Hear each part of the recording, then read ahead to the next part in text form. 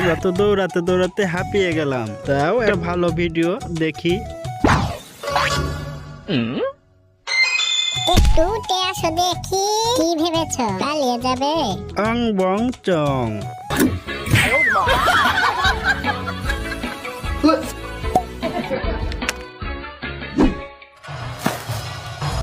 বন্ধুরা এদিকে এসো।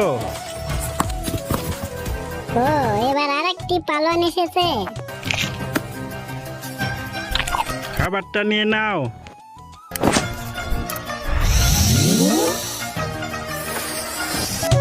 তাড়াতাড়ি লাগিয়ে দাও।